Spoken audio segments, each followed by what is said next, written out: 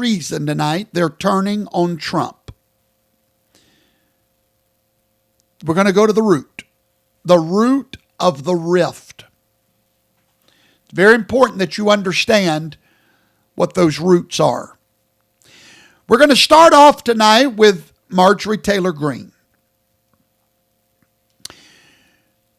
I've been around politics. I've been around the church. I've pastored people long enough to recognize the pattern. And the pattern is obvious for me as a pastor. I've seen it a million times. Someone gets offended. They get hurt. Anytime an animal gets hurt, they will lash out at you, even when you're trying to help them. Marjorie Taylor Greene is hurt, and hurt turns into offense. Offense turns into bitterness. It's so powerful. Bitterness turns into murder. John the Baptist was one of the greatest men of God that ever lived. But he got hurt at Christ because John went to prison for Christ. And the only one that never came to see him in prison was Christ. So John is sitting there saying, hey, I campaigned for you, Jesus. I'm the one that introduced you. I did all this for you, and here I am in prison. Something happened. Pastor Vaughn, how do you know that happened? Because of the results. It wasn't long after that that John the Baptist sent a message to Jesus and said to him, are you really the Son of God? Are you really our leader? Or is it time for us to look for somebody else? Whoa. Whoa. John, who do you think you are? Yep. John got hurt. He got offended. He got bitter. And now he's ready to become a traitor. Luckily, him and Jesus worked it out. Unfortunately, that's not happening with Marjorie Taylor Greene. She's mad. I'm going to tell you why she's mad, why she got bitter, and then we're going to dig even deeper than that and help it all make sense for you. How can a woman that seemingly adored a man, fought for him, we'll give her that. From day one, she was on the Trump team. Do you know why I understand this? It's happened to me 1,000 times. As a religious leader, you get people that come in. They think you're a prophet of God. You're the greatest preacher they've ever heard. They're willing to lay down their lives for you. They're willing to fight. And I'm telling you, one day, they hate you. Literally hate you. Like, would kill you if they could get by with it. So I get it. What Marjorie is doing is so old. But for many of you, you don't comprehend it because you're not sitting in my seat. You don't know. But I know this pattern. I've seen it. Well, what happened was Marjorie rode the Trump train and believed that Trump train would make her the governor or the senator of Georgia. That was her long-term plan. Donald Trump is a businessman. He is a realist. He called Marjorie about a month ago. If you think Marjorie changed overnight, she did. She changed the minute she got that phone call from President Trump that says, hey, Marjorie, I'm looking at your poll numbers in Georgia. You're at 12%. I don't think I'm going to be able to endorse you with those kind of numbers because Trump doesn't like to be embarrassed. He's in it to win it. And Marjorie's not a winner. And I will not be endorsing you. That was her John the Baptist and Jesus moment. He's leaving her in prison basically as a congresswoman. That begins to percolate in her mind. Whoa, after all I've done for you, after how I've stood for you. And it began to take root in her heart. And anytime that happens, it opens you up for demonic influence to take over your mind. That's why the Bible says, if you have something against your brother, you go straight to them immediately. You don't think about it. You don't talk about it. You get it out. If not, it will fester and destroy your life. Do you know, out of everything I teach my church, that is the hardest thing for people? I would say 20% of my church obeys my teaching in that area. There's something in us that cannot go directly. We can't make a phone call. We're cowards. I don't know what the problem is.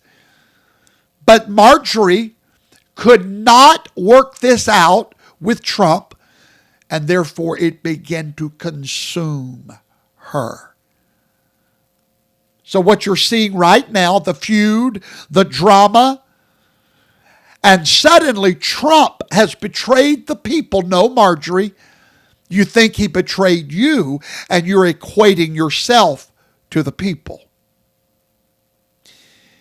What you're looking at, my fellow American, is the byproduct of rejection, which is the breeding ground of bitterness, which is the launching pad of tyranny, traitory, murder, and mayhem, plain and simple. Now, let me tell you the difference in Trump and Marjorie. He's a president. He's governing. He's playing a different game than her. She's a member of Congress. Members of Congress survive on noise, attention, headlines. They have to be constantly relevant. They're like a shark. If they stop moving, they drown. But Trump, he don't need the noise. He doesn't need the shock waves. He doesn't need the drama because he's governing. He's executing his agenda. He's negotiating globally while she's negotiating camera angles. Trump is steady on his policy, but she is maneuvering for a future advantage. Now, that's not evil. That's just politics. But do not confuse ambition with principle, okay? She didn't grow this character of quality overnight. She didn't become this new person overnight. This is a chameleon that is trying to survive another day. Donald Trump has never moved 1 inch from the America First platform. Never. Not a breath, not a syllable. He is today what he was in 2016. He is the only man fighting the global machine. It is not Marjorie that can do that. It's Trump. She is the one that has shifted away, who has rebranded, who has pivoted to build a solo empire. But I said tonight we're going to go to the roots of the rift. I want to show you the real problem. There was something under there that caused what happened with her and Trump to receive demonic life. Why do I call it demonic life? Because there are evil influences in our minds that only take root when there is an underlying pattern of thinking that gives it life. And I found that root today. I'm going to play the root for you, and then I'm coming back to pull the roots out of the ground. All right? So watch this. I'm going to show you the real root of why all of them are turning on Donald Trump. Israel bombed a Catholic church in Gaza, and that an entire population is being wiped out as they continue their aggressive war in Gaza. My amendment would strike $500 million in funding for nuclear-armed Israel's missile defense system. The U.S. already provides Israel with $3.8 billion annually in foreign aid. $3.8 billion, that's a lot of money. Additionally, the April 2024 security supplemental included $8.7 billion for Israel. Even though Israel, nuclear-armed Israel, has universal health care for their citizens and subsidized college for their citizens. They're able to provide that. However, here in America, we're $37 trillion in debt. My amendment will ensure an America First Department of Defense, and that is exactly what we need and we haven't had for a very long time. You traitor. America First. Would you sit down somewhere and hush? Anyway, all right. I just played you the root. The root is one word. Israel. Here we are again. Everything goes back to Israel. Interesting, is it not? And you know, supposedly, Israel controls Donald Trump. I wonder why they couldn't control him today with the Saudi Prince of Saudi Arabia giving him planes. You know, everything goes back to Israel. That's the demonic foundation where all of these people are turning against Trump. It's the one word. Do you know Israel is the one word that is splitting this nation right down the middle? So let me start. Tonight we're going to college. I'm fixing to tear apart her arguments about Israel. I'm fixing to show you the truth, and when we get done, you will be educated. Let's start here. She's talking about how in debt America is. Can I give you an education tonight? Can I just jerk the curtain back for you? America needs to be in debt. Do you know what would happen to the world right now if America was debt-free? It would collapse. Do you not understand? I know I'm saying something you've never heard before. Let me explain something to you. And you need to hear this well. The debt of America. You and I have little peon brains, and we think of debt as the way we run our household. In our household, we are not able to create money. We spend money. We don't create money. We spend it. When we've spent all we have, now we're in debt. Okay? And we think that's how a nation operates, a sovereign nation. But you're missing something very key, are you not? The nation doesn't spend money. The nation prints money and creates money. They never run out of money. Until a nation never runs out of money until they run out of gross domestic product, the GDP. Let me break it down for you. I was in the meat business for 20-something years. Cattle. There were days when I would look at my ledger, my checkbook, my business, and I was broke, busted, disgusted, and in debt. Okay?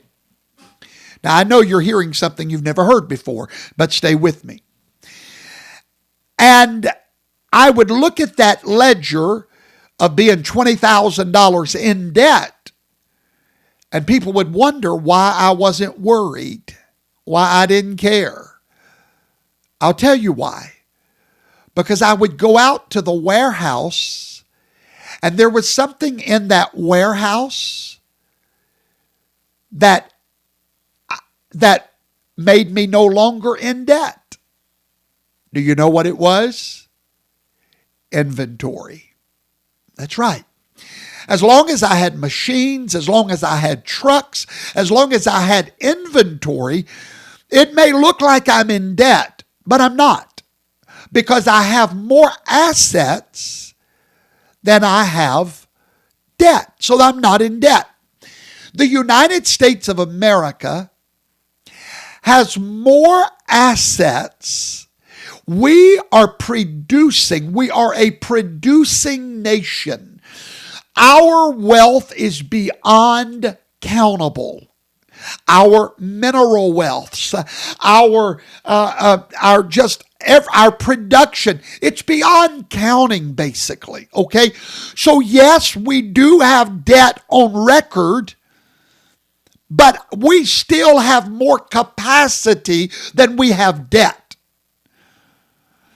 So we need to understand that our debt is not like your debt. And I want to help you tonight to get this lie out of your mind that they're trying to tell you. Marjorie Taylor Greene, Candace Owens, Tucker Carlson, Nick Fuentes, and a dozen others that were waving MAGA flags yesterday, today they're screaming, "Stop giving Israel our money." I'm here to tell you, my friends, it's not about the money. It's deeper. It's not about the politics or the foreign policy. It's spiritual. There is a spirit that's been unleashed upon this nation. You need to get my book, The Watchers Have Returned. It's free of charge on my website, hiscomingkingdom.com. You'll understand what's going on if you read that book.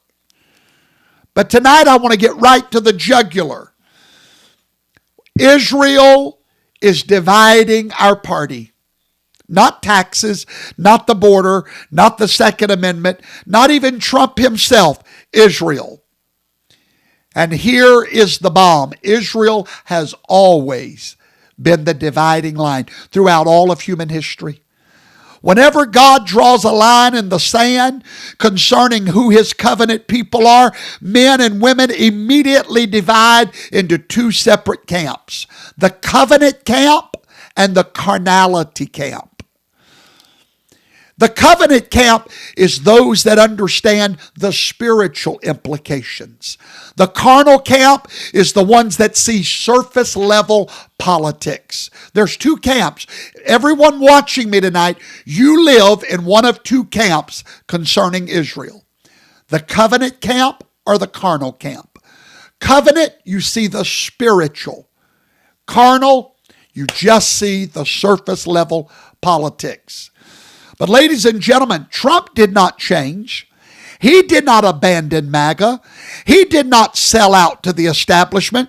He simply did what every American president with any sense of history does. He stood with Israel. That's when Nick Fuentes got mad at him.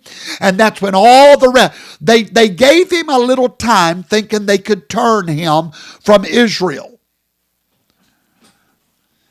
But they don't understand.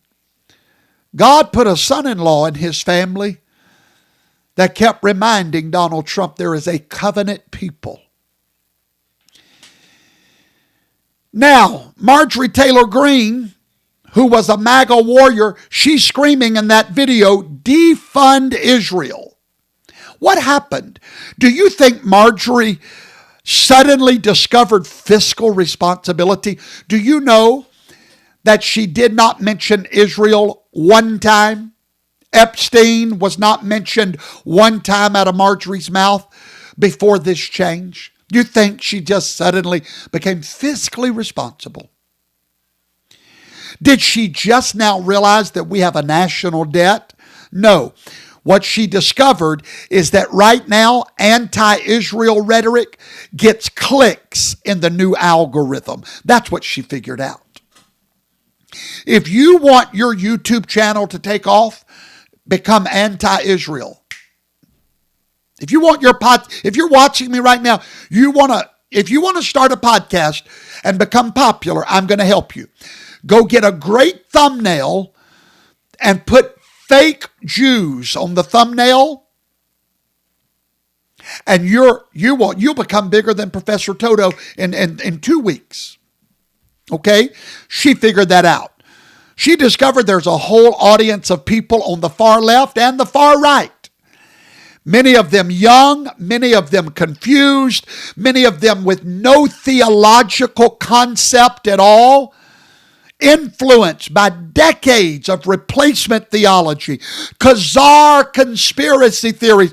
Who will cheer when you attack Israel? She figured that out. She made a choice. Do you know what her choice is? She made that choice. And here is the choice she made.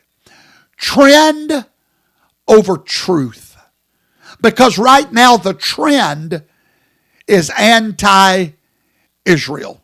That's the trend right now. Anti-Israel. Algorithm over the Almighty. Candace Owens, same thing. Brilliant, bold, a powerful voice for conservatism for years. But the moment she started anti-Israel talking points, she became the #1 podcast in the world. Because carnal minds cannot see the covenant. They see money going to Israel. They see politics, foreign policy. They don't see Genesis 12:3, the Abrahamic covenant, Yahweh's prophetic timeline, the spiritual battle beneath the surface. There's 2 camps tonight. You're in the covenant camp or the carnal camp. You see Israel spiritually or you see them naturally. Nick Fuentes, same thing with the Groyper movement. Same thing. Tucker Carlson. The moment Israel entered the conversation, their carnal minds exposed themselves. So let's deal with it tonight. Stop giving Israel our money. Anyone that ever says that to you, and I'm not trying to be cruel, but I'm trying to get your attention tonight. Anyone that ever talks to you about stop sending Israel our money has just proven to you how dumb they really are. They're not able, I guarantee you, they cannot read a federal budget. They've never studied military strategy. They've never analyzed intelligence partnerships. They've never understood geopolitical alliances, and they've never opened a Bible. So I'm going to break it down tonight, point by point. I'm going to go through her video, all her false accusations about the money we send to Israel. And tonight we're going to court, exhibit by exhibit. So everybody watching me tonight, get ready. Come on, take notes. You're about to be the smartest people in the republic. We're going to prosecute Marjorie's case in front of a jury. You're the jury tonight. Because by the time I'm done, you will understand that cutting aid to Israel is not America first. It's America blind, broke, and bleeding. So let's start with the big lie. To do that, we have to go to exhibit number A. If you're in court tonight, let's start there. Exhibit number A. Okay? We're sending billions to Israel. That's the charge. No, we're not. No, we're not. She said we're sending $3.8 billion to Israel. You are a liar. No, we are not. 70% of that $3 billion of military aid to Israel, there is a law called military financing. That 70% of that money has to be spent in America. Not Tel Aviv, not Jerusalem, not Haifa, in America. 70%. Do you know with that 70%, Lockheed Martin, Raytheon, Boeing, American manufacturers that produce missiles, aircraft, technology, American workers that build weapon systems, American engineers that design the platforms, that money never leaves America. It's a Buy American Jobs program disguised as foreign aid. Let's go to Fort Worth, Texas. Lockheed Martin builds F-35 fighter jets in Fort Worth, Texas. Those billions of dollars that go to Israel, almost 100% of it, 3/4 of it, goes to Fort Worth, Texas. Some of it goes to Tucson, Arizona, to Raytheon manufacturer, Patriot missiles. They're made in Tucson, Arizona. Boeing, St. Louis, Missouri, gets a large chunk of that money. General Dynamics in Ohio and Michigan. You know what that is? American jobs, American factories, American paycheck. So when Marjorie Taylor Greene screams, stop giving Israel our money, what she's actually saying, fire American workers, shut down American factories, tank American defense manufacturing, weaken the American industrial base. If you're against American jobs, you're not conservative, you're confused. If you're against American manufacturing, you're not America first, you're America last. And if you think this money leaves America, you don't understand how foreign military assistance works. And that is Exhibit A. Now, Exhibit B. Let's cover the next lie. Israel gives America military tech. Do you know why? Because we had never developed that by ourselves. Let's talk about a return on investment. You've got to learn the difference in spending money and investing money. The money we send to Israel is not spent. It's invested, my fellow American. That's not charity. That's the best deal America has ever made. Here's what America gets from Israel. Are you ready? Technology that has saved thousands of American lives. Number one, the Iron Dome. Do you know who that was co-developed with? American companies. It's the most advanced missile defense system on Earth. 90% interception rate against rockets. America studied this system and used the data from their system to upgrade our Patriot missiles. That is worth billions of dollars in research and development that America did not have to pay for. No. Because we are allies with them, we studied their Iron Dome. They gave us their information, and that's how we protect our homeland without having to spend one dime on research and development for the Patriot missile program.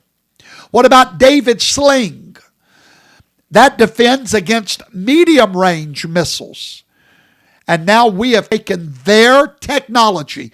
That's not our technology. That's their technology. And we have now put them in our own defense. And Israel has tested that in real combat. So we didn't have to. That's called research and development. Billions of dollars we do not have to spend. What about the Arrow missile defense? That intercepts ballistic missiles in space.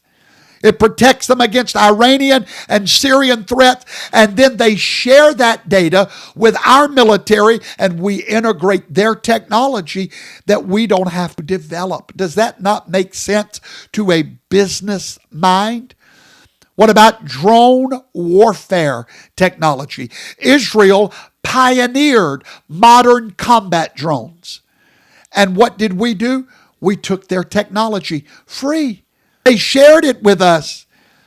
And we shared it with the NSA, the CIA, and the U.S. Cyber Command. Israel military doctors revolutionized combat trauma treatment. Techniques that are now used by U.S. military medics worldwide. They've saved countless of American lives in Iraq and Afghanistan by what we learned from Israel doctors. Priceless. Israel's AI identifies threats faster than any system on earth. U.S. military is now integrating their technology into our own. Here's the bottom line. America gets billions of dollars in military research and development that has been developed in real combat situations for pennies on the dollar. Israel is the testing ground. They get attacked, they prove that it works in real time, and we get that technology for ourselves without having to lose one American life. We use Israel as our laboratory. That's priceless. Israel is our front line. And America gets that data without losing one soldier. What is that worth, Marjorie? With your ignorant self.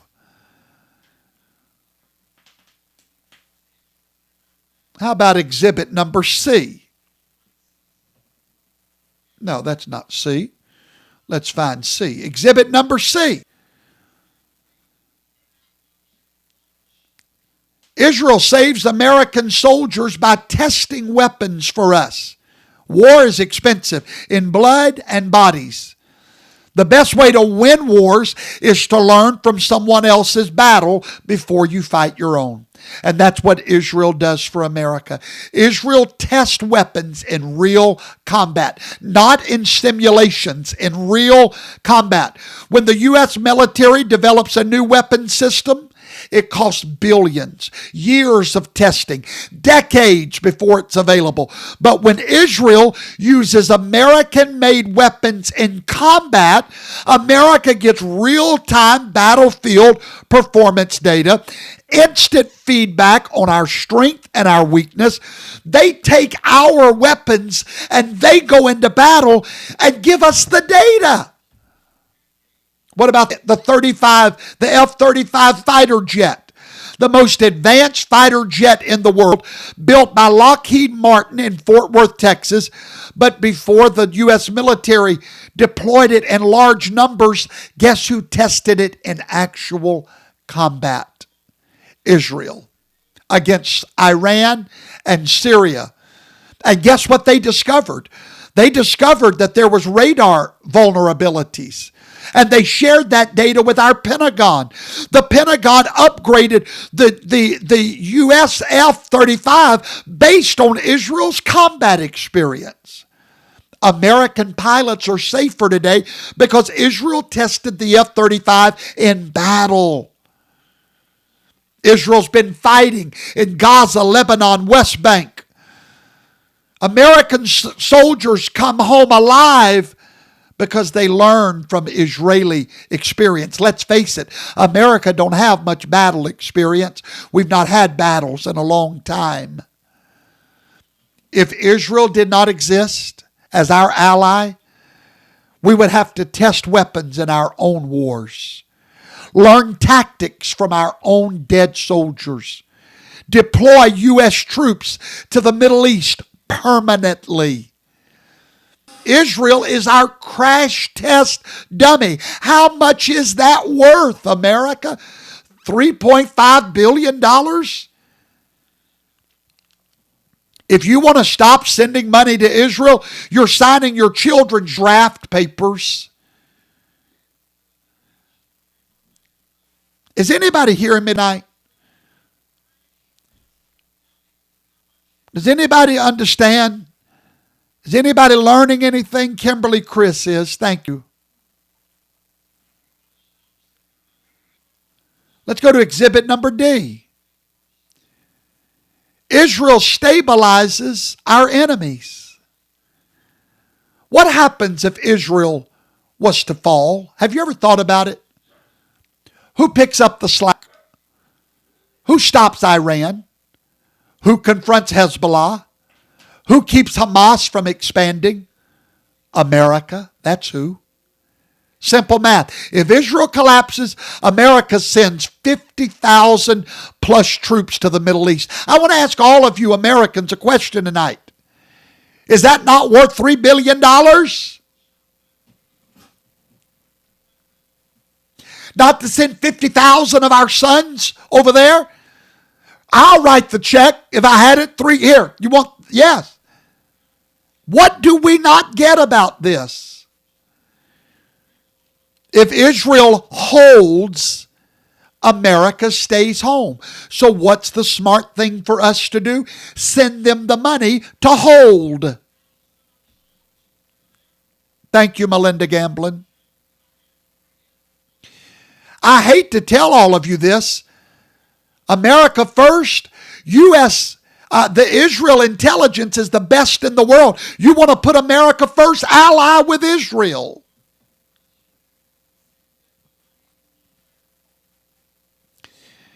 Let's look at the enemies that Israel keeps busy. Iran.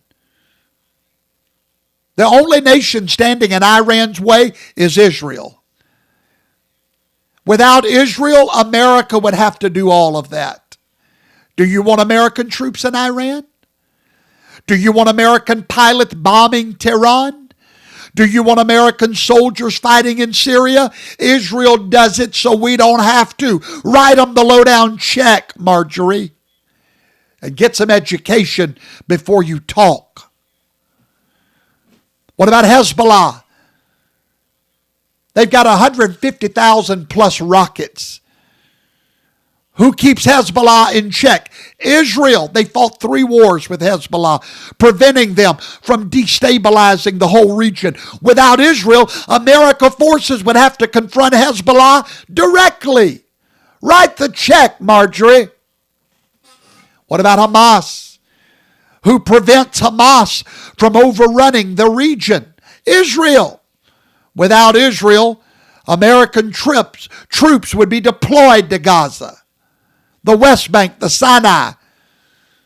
So let's do the numbers. Supporting Israel, $3.8 billion a year, less than 1% of our budget. Or deploy U.S. troops to Israel for $100 billion a year, plus thousands of dead bodies. That you don't even have to think about that, Marjorie. You want to save money, America? Keep spending money with Israel.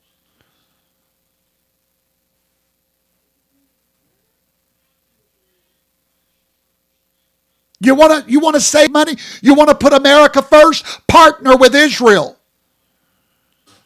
Let's go to the next exhibit. Exhibit number E.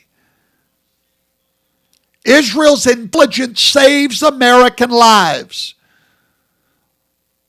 Do you know how many terror attacks on America did not happen? Flights that did not explode, subways that did not blow up, buildings that did not collapse because Israel intelligence stopped them.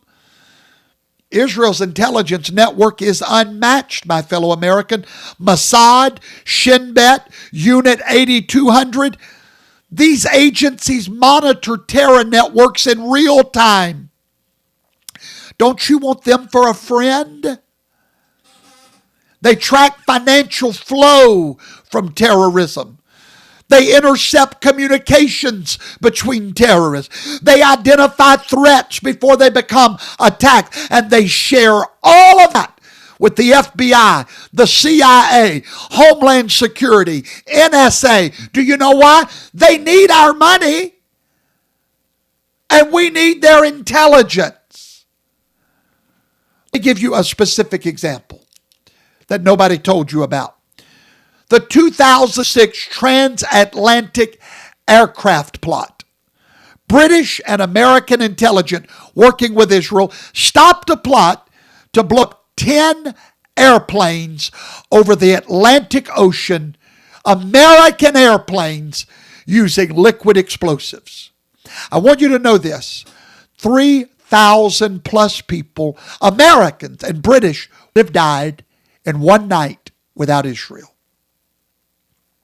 How much is that worth? Israel identified the plot. Yeah, let's write them a check. What about the Iranian cyber attacks on U.S. infrastructure?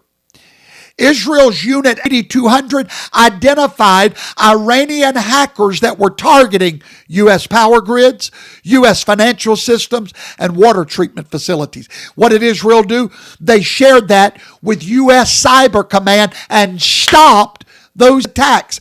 How much do you not want to send them marjorie? Margarine? That's about what Marjorie's like, margarine. Greasy, slipping and sliding between loyalties. What about the ISIS plot in Europe and America? It was in Israel intelligence that provided hundreds of tips about ISIS operations planning to attack U.S. and Europe. And they were stopped before you ever heard about them because of Israel. The bottom line, Israel sees threats before anybody else does. They operate in Iran, Syria, Lebanon, Gaza, the West Bank, Iraq, Yemen, places where U.S. intelligence has limited access. If you cut off Israel, you blind America. And that's not worth $3.8 billion a year. Let's go to the next exhibit in this court case. Exhibit F. Israel is our only stable ally in a region full of dictators. Let's play a game. Let's play a game. Wake up. Come on. Let's play a game tonight. I want you to name one Middle Eastern country, one nation in the Middle East that surrounds Israel, where a woman can drive without a male companion, where a woman can vote with no restrictions. Name me one. Where women do not need a male approval to travel, work, or marry. Where even LGBTQ individuals will not be murdered or executed or imprisoned because of their sexuality. Name me one. Name me one nation where Christians can build churches and evangelize openly. Anywhere but Israel. Name it. Where atheists can publicly declare their belief without being executed. Where the press can criticize the government without being killed. Where political opposition parties can exist and campaign freely. Where independent courts can rule against the government. Where women serve as judges, diplomats, military commanders. Where citizens can sue their own government and win. Name me one nation around Israel where you can do that. Go ahead, I'll wait. There isn't one. Not one. Whereas in Israel, they have democratic elections, free press, independent judiciary, religious freedom for all, women's rights are protected, even gay rights are protected. Whereas Saudi Arabia, absolute monarchy, no elections. Iran, Syria, Lebanon. We don't support Israel because they're perfect. We support them because they're the only nation in the region that shares our values. What is so difficult about that? What? I don't understand what's so difficult about that. And finally, Exhibit G. Let me upload it real quick. I forgot to upload Exhibit G, but this is a good one. Exhibit G, if we can get it up.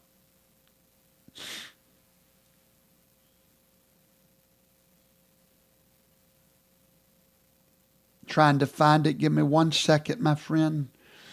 I don't have Exhibit G. All right, I'll read it to you on my end. The U.S. federal budget is $6.7 trillion. U.S. foreign aid, $50 billion. Did you hear that? $50 billion. Of our budget is $50 billion. Of that, Israel, our greatest ally, gets $3 billion. Do you know what percentage that is of our budget? 0.056%. Let me say that again. 0.056%. Less than half of 1%. No, 1/10 of 1%. Now let's compare that to Ukraine. $75 billion. Yeah, you heard me right. Wake up, America. Screaming about Israel. Bunch of dummies. Ukraine, $75 billion. Afghanistan, are you ready? $2.3 trillion. You heard me right. Afghanistan, $2.3 trillion. Iraq, $1.1 trillion. COVID-19, waste and fraud, $200 billion. Domestic waste every year, $500 billion. But Israel, $3.8 billion is where you want to draw the line. That's where you suddenly discovered fiscal responsibility, Marjorie. Let's break it down even further, shall we? In 2024, Ukraine got $24 billion. Egypt, $1.4 billion, a military dictatorship. Israel, $3.8 billion. Jordan, $1.7 billion. Afghanistan, $1.3 billion. We give money to countries with no democracy, women cannot vote, and they hate America. But Israel, our only stable ally, is the problem? Honey, there's demons loose. It ain't got nothing to do with money. You heard me? You heard me? Ain't got nothing to do with money, honey. It goes deeper. You need to watch my teaching. The watchers have returned, and they hate covenant Israel, and they speak through the mouth of Jezebel. If you're mad about wasteful spending and you target Israel, you're not fiscally responsible. You're selectively deranged. You're not a fiscal conservative. You're spiritually confused. Ladies and gentlemen, I've given you the facts tonight. Undeniable. Nobody can debate me. I've given you 7 exhibits, 7 ironclad reasons, 7 truths that the anti-Israel crowd cannot touch. All they can do is destroy me now, because I tell you the truth. Supporting Israel is not charity. It's not weakness. It's not America last. Supporting Israel is protecting American jobs, advancing American technology, saving American soldiers, preventing American wars, defending American security, upholding American values, and spending less than 1% of our budget to accomplish all of that. If you want to stop supporting Israel, you're not saving America, you're sabotaging it. That's why Donald Trump will not abandon them. Trump didn't leave MAGA. MAGA's left him. The moment he stood with Israel unapologetically, without hesitation, without political calculation, the carnal camp peeled away. Why?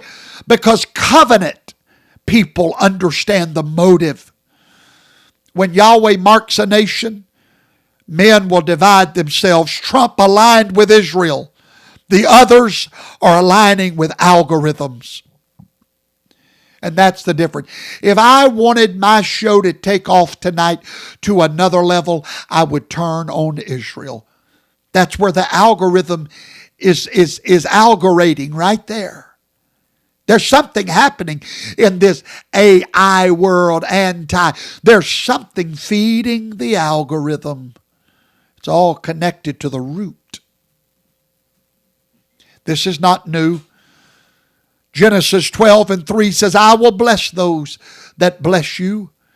Whoever curses you, I will curse. That was not a suggestion. That was a covenant oath that has never been taken away from the natural descendants of Abraham. Yes, Christians have been invited to be grafted into that covenant. And one day, the natural descendants will all come back and join them. Their covenant has never disappeared. You listen to me. Every world empire that disregarded Genesis 12:3, every one of them fell while the Jewish people still stand. Pharaoh enslaved Israel, cursed Israel, and Egypt drowned. Babylon, Nebuchadnezzar destroyed Jerusalem. Babylon fell shortly after. Rome destroyed their temple, and Rome collapsed. Spain expelled all their Jews in 1492. They lost their empire in less than 100 years. Nazi Germany attempted to exterminate the Jewish people, but Germany was destroyed, divided, and occupied. The Soviet Union persecuted Jews, forbade their immigration, aligned with Israel's enemies. The Soviet Union collapsed. Every empire that turned against Israel has crumbled. Not some, all of them. I want to make it crystal clear tonight. We're not wasting anything by blessing Israel. Carnal minds will never see that covenant. Do you know why America's so blessed? Have you ever stopped and thought about it? In 200 years, we became the most blessed people in the world. We won the Revolutionary War. A militia of farmers and shopkeepers defeated the greatest empire on earth. Why? Because the lost tribes of Israel needed a home that would protect Judah, their brother. I could go on and on and on. My notes are endless tonight. America is powerful because it protects Israel.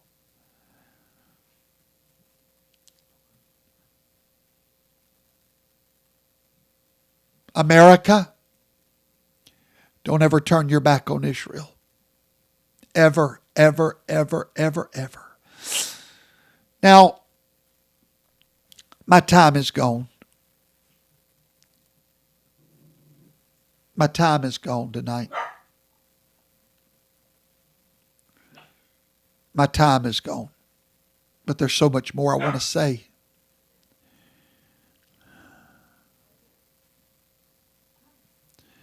So much more I want to say tonight. So much more I feel like God's put it on my heart. America, don't ever turn your back on Israel. God made a covenant with them. And the only way that covenant fails is if God fails. And if you serve a God that breaks a covenant, I don't want to serve your God. He made a covenant with Abraham's seed forever. And that seed, oh yes, it was Christ. And guess who's coming back into Christ? Every Israelite, every Jew, they're all coming to Christ. And anyone that cursed them while they were in exile will bear the curse of every world empire. You don't have to believe it. Watch. You're hearing the voice of truth tonight.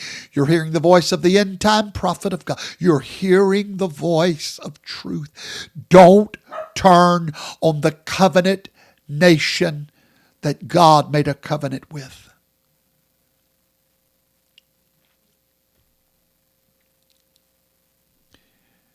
You're hearing the voice, the end time voice. You're hearing truth tonight.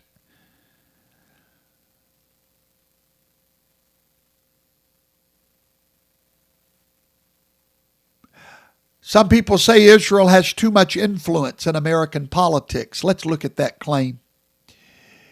If Israel has too much influence, why are they constantly condemned in the United Nations? Why does the international community pressure them to concede while giving terrorists a free pass? America universities host Israel Apartheid Week, but never Iran Theocracy Week.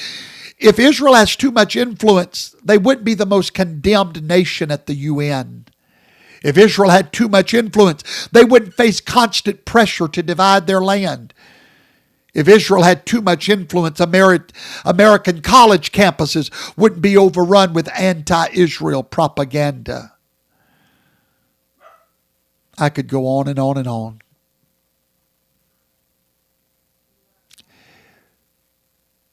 My friend, Trump is not on trial. Israel's not on trial.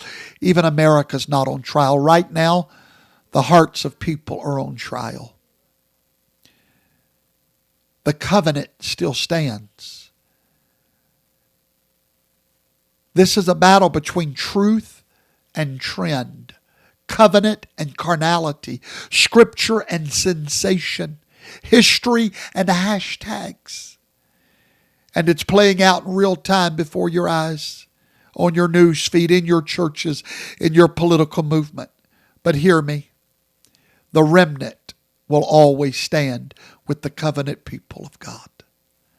Not because it's popular, not because it's easy, not because it's trendy, because it's true. The remnant sees what's happening. We recognize that ancient snake. We recognize the tail of the serpent.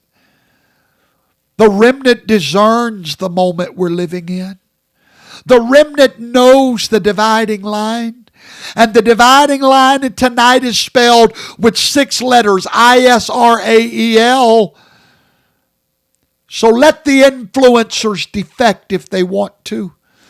Let the trend chasers wander like margarine.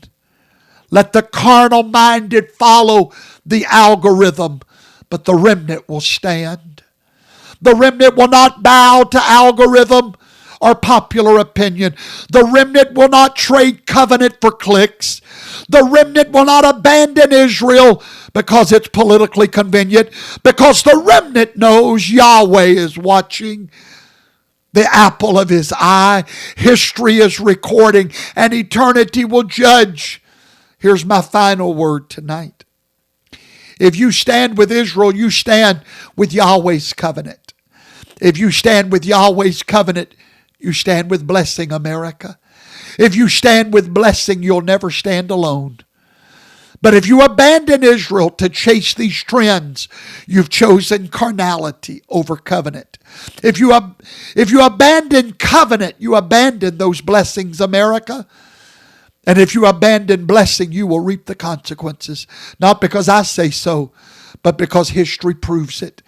Every empire that cursed Israel fell. Every nation that blessed Israel rose. That's not a theory. That's a fact.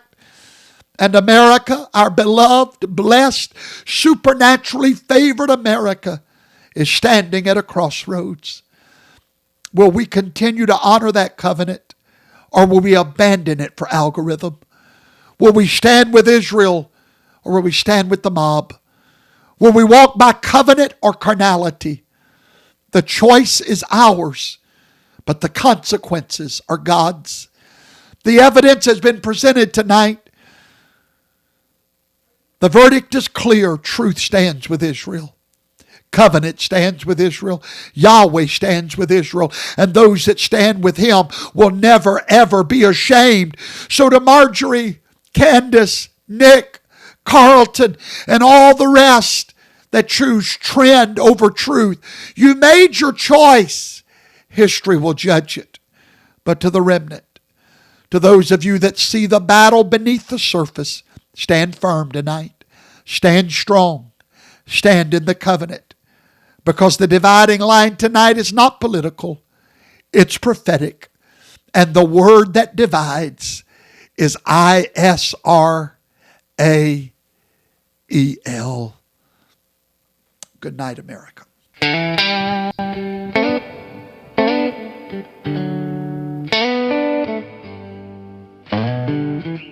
You can't find it in a bottle. You can't find it in a pill. The joy I found on Calvary's hill. You can't find it in a club honky-tonk bar. You'll only find it on your knees, crying, help me, Lord. Prodigal son, return back home. Down that long road where you roam, the Father is waiting. Come back home, be baptized in His name, never more to roam. Oh yes. Try as you might, you'll only fail. Chasing joy down a broken trail. You'll search high and low, you'll wander and roam, but at the end of the day, find the road that leads home. Prodigal son,